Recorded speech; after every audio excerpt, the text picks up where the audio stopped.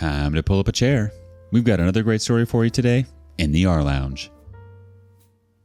High school. Most of us would never go back if we had the chance. Today in the rLounge, we find out who's really in charge. Roommate bullied me and stole my belongings, so I took my revenge and got her suspended. I'm 17 female, a high school student. I moved to California 7 months ago to further my studies. It was hard to convince my parents, but in the end, they had to surrender on one condition, that I have to stay at a hostel and school of their choice. I was on cloud 9 when I saw my school. I had heard about this school from a common friend, and according to her, it was one of the best schools in California. I got a nice, spacious room in the hostel. The first day away from my parents was hard to spend, but I soon started enjoying my freedom. Now I could do whatever I wanted.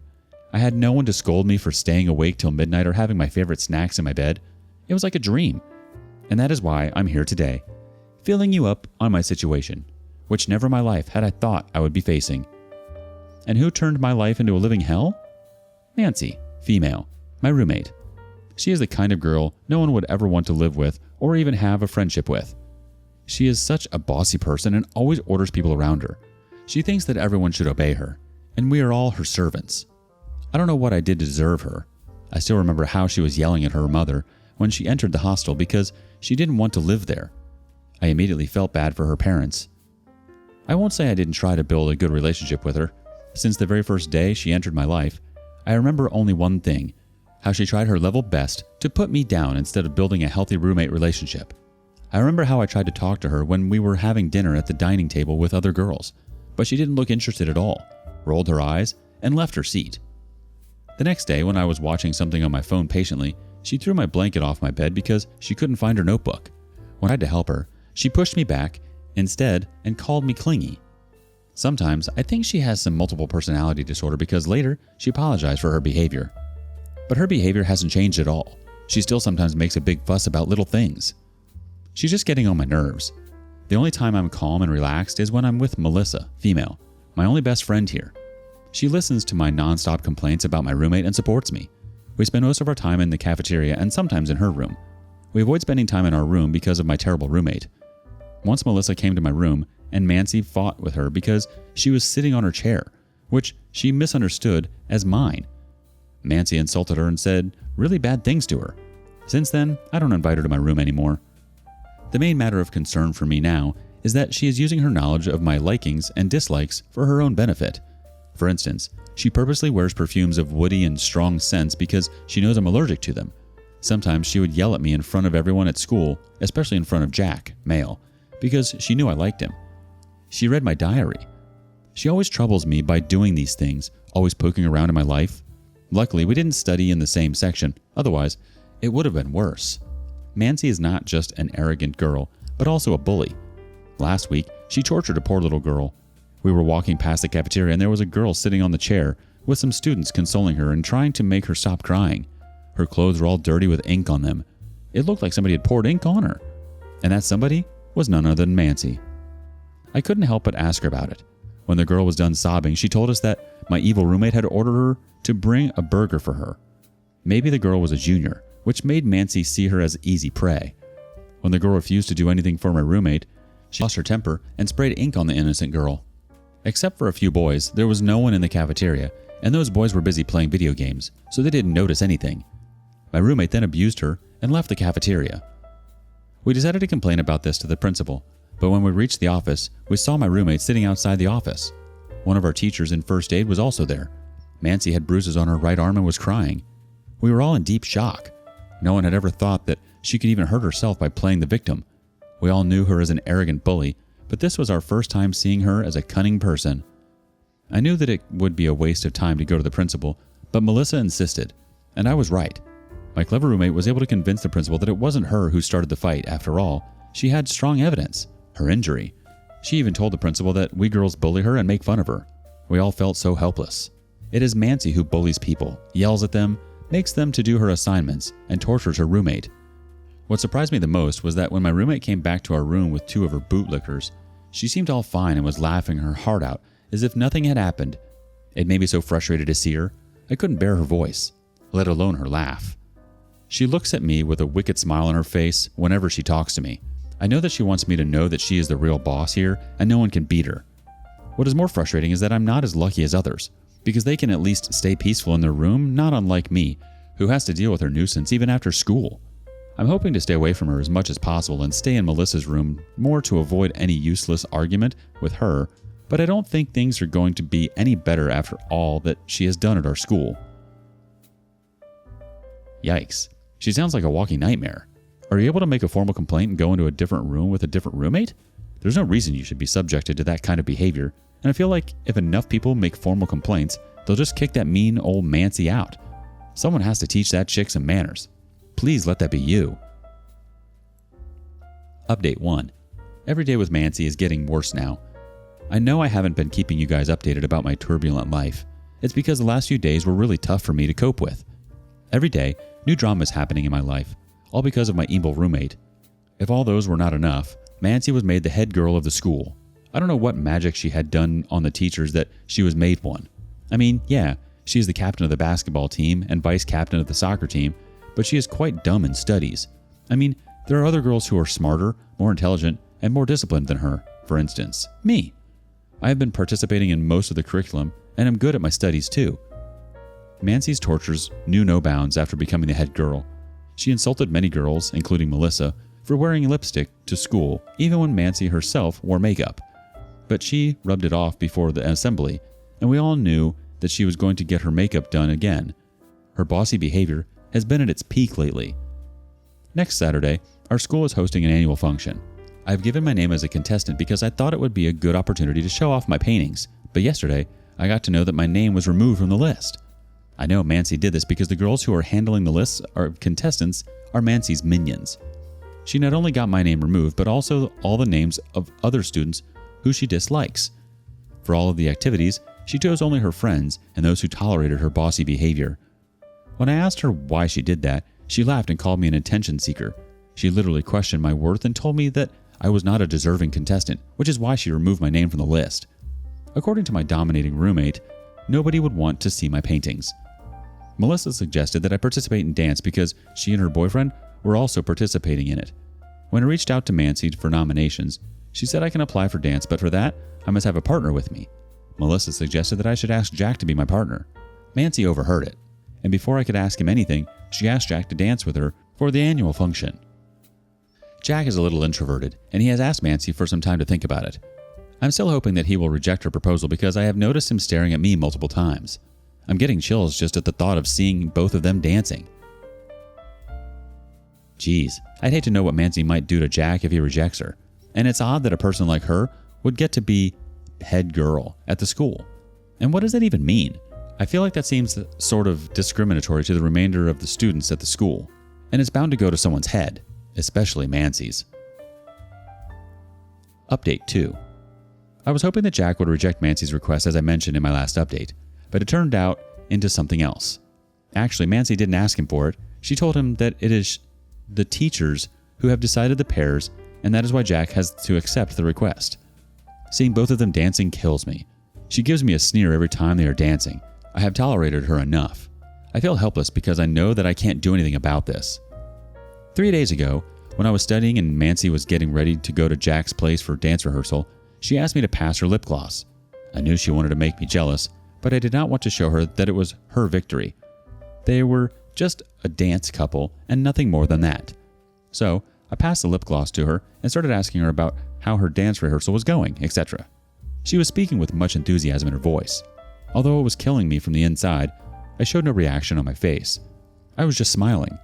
When she left, I kept thinking about what they would do. What if Jack started liking her? The thought was actually killing me from the inside. I believe I have lost Jack before actually having him.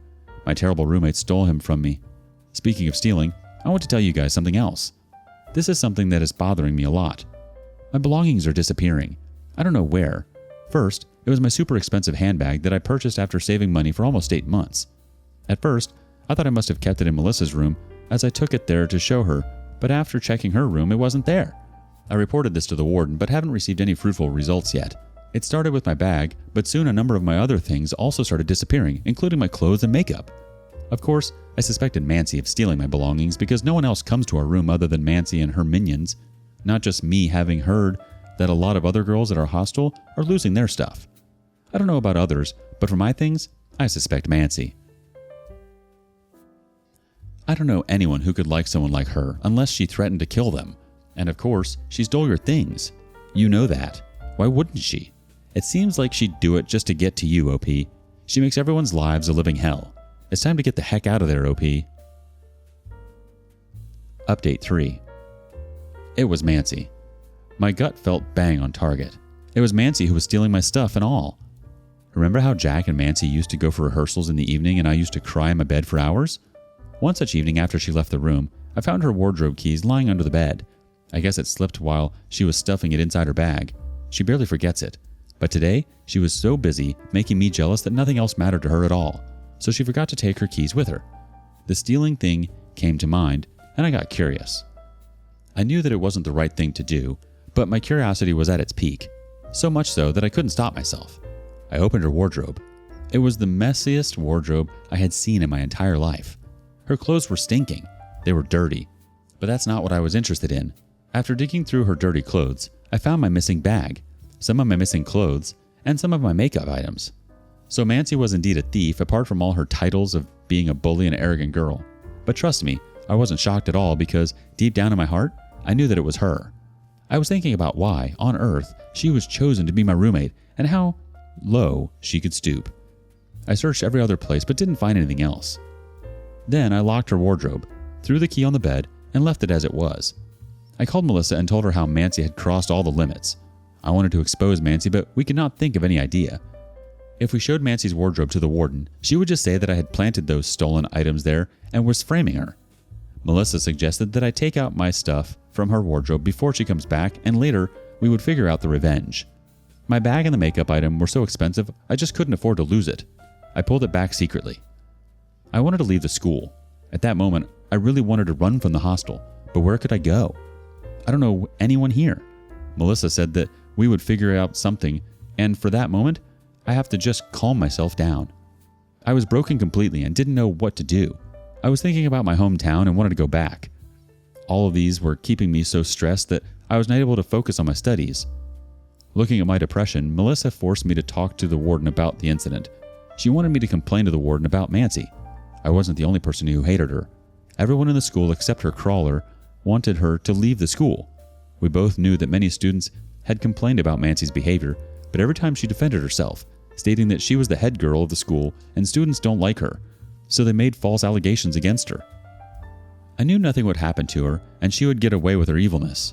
So I didn't complain to the warden about it. I want to expose her true colors to the teachers, but I'm just not able to come up with any plan. It's unfortunate that she's making your school experience so sour. I'm sorry, OP. That's definitely not the type of experience someone expects to get from a place like that. You definitely need to confront the warden. You should have on day 1. If multiple students are saying that they don't like her, that's a huge red flag. Update 4. You know what? Mancy is finally out of my room and I couldn't be happier. That day I discovered my items in her wardrobe and I took it out from there. Mancy didn't realize that I had taken it back. 2 days passed, but she didn't say anything about it. Probably she was too busy rehearsing her dance moves with Jack. Melissa and I came up with a plan to trigger Mancy and then secretly recorded her obnoxious behavior. So, on the 3rd day, I placed my phone on the bookshelf, hiding in between the books, opposite Mancy's wardrobe. Melissa was with me in the room. When Mancy entered, she immediately got infuriated that Melissa was sitting on her bed. Melissa apologized, but Mancy went full-blown on her, so the bully part of her was captured. Next was about her theft.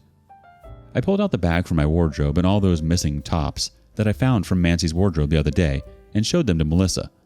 I was like, see what I did find? When Melissa asked me where I found that missing stuff, I simply looked at Mancy. Mancy's face turned pale and she started abusing me.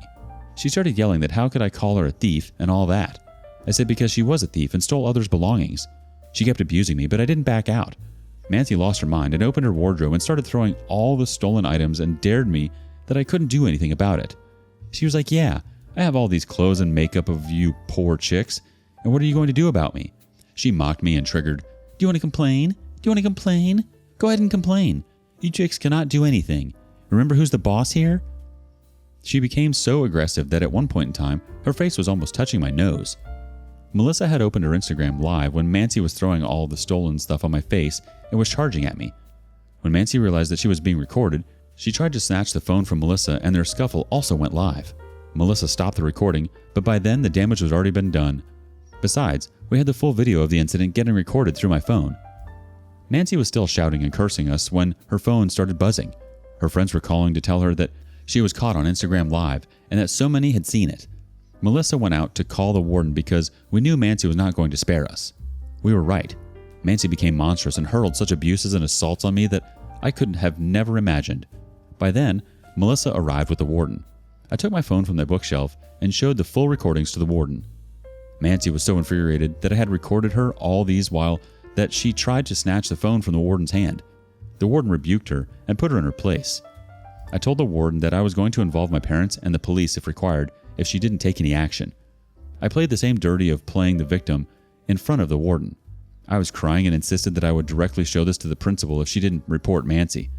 The warden took all three of us with her to the principal's office. I kept crying the whole time.